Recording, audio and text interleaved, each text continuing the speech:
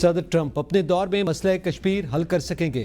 امریکی محکمہ خارجہ نے امید ظاہر کر دی۔ ترجمان امریکی محکمہ خارجہ ٹیمی بروس کی پریس بریفنگ۔ کہا، بھارت اور پاکستان جیسے ممالک کے درمیان جنگ بندی جاری ہے۔ صدر ٹرمپ کے ذہن میں کیا ہے، وہ کیا منصوبے رکھتے ہیں، وہ اس پر بات نہیں کر سکتی۔ یہ ضرور جانتی ہیں کہ صدر ٹرمپ کا ہر قدم نسلوں کے درمیان جنگ اور نسلوں کے درمیان جاری اختلافات کو ختم کرنے سے متعلق ہے۔ صدر ٹرمپ پاکستان اور بھارت کے درمیان مسائل کو مینج کرنے کی خواہش رکھتے ہیں۔ صدر نے ایسے لوگوں کو میز پر لا بٹھایا جن کے بارے میں لوگ تصور بھی نہیں کر سکتے تھے۔ پاکستانی وفد کی محکمہ خارجہ کے اہلکاروں سے ملاقاتوں میں دو طرفہ تعلقات اور انسداد دہشت گردی تعاون پر تفصیلی تبادلہ خیال۔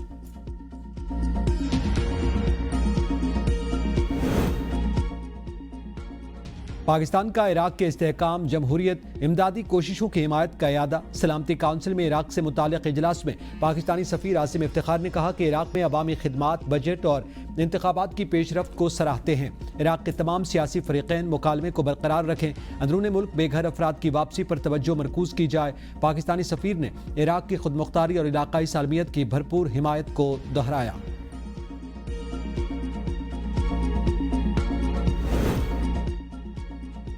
17,573 ارب روپے کا وفاقی بجٹ پیش۔ تنخواہوں میں 10، پینشن میں 7% اضافہ۔ تنخواہ دار طبقے کے لیے ٹیکس سلیب میں کمی کی جائے گی۔ پراپرٹی کی خرید و فروخت پر ٹیکس میں کمی کی جائے گی۔ آن لائن خرید و فروخت پر ٹیکس لگے گا۔ سولر پینلز کی درآمدات پر 18% ٹیکس عائد کیا جائے گا۔ سالانہ 1 کروڑ سے زائد پینشن وصول کرنے والوں پر 5% انکم ٹیکس لگایا جائے گا۔ فائلرز کو ٹیکس گوشواروں کے ساتھ ویلتھ سٹیٹمنٹ لگانا ہوگی۔ بینکوں میں رکھی رقوم کے سود پر ٹیکس کی شرح 15% سے بڑھا کر 20% کرنے کی تجویز۔ قومی بچت کی اسکیموں پر ٹیکس لاگو نہیں ہوگا۔ مسلح افواج کے لیے خصوصی الاؤنس کا اعلان۔ دفاع کے لیے مختص 2550 ارب مختص۔ پیٹرول مزید مہنگا، پیٹرول پر چلنے والی گاڑیاں بھی مہنگی۔ فرنس آئل سے بننے والی بجلی پر بھی مزید ٹیکس لگے گا۔ وفاقی بجٹ میں پیٹرولیم مصنوعات، کاربن لیوی عائد، پیٹرول، ہائی سپیڈ ڈیزل اور فرنس آئل پر فی لیٹر 2500 روپے کاربن لیوی دینا پڑے گی۔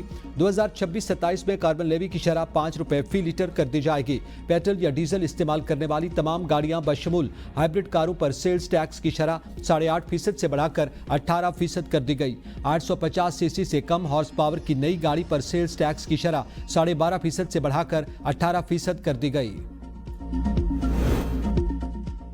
حکومت نے آن لائن شاپنگ کرنے والوں کے لیے خطرے کی گھنٹی بجا دی۔ ای کامرس پلیٹ فارم اور کوریئر سروس سے اشیاء منگوانے پر 18% سیلز ٹیکس لگے گا۔ وزیر خزانہ کا کہنا ہے کہ آن لائن کاروبار کی وجہ سے ریٹیلرز کو نقصان پہنچا۔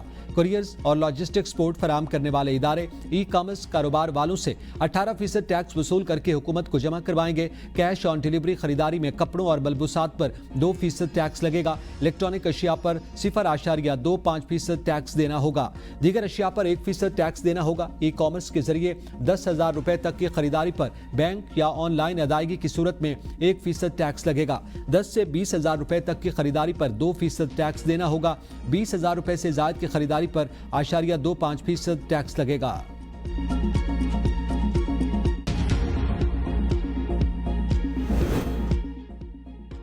ملک کی معیشت بہتر ہو رہی ہے، پوری قوم کی کاوشوں سے مشکلات سے باہر نکل آئے۔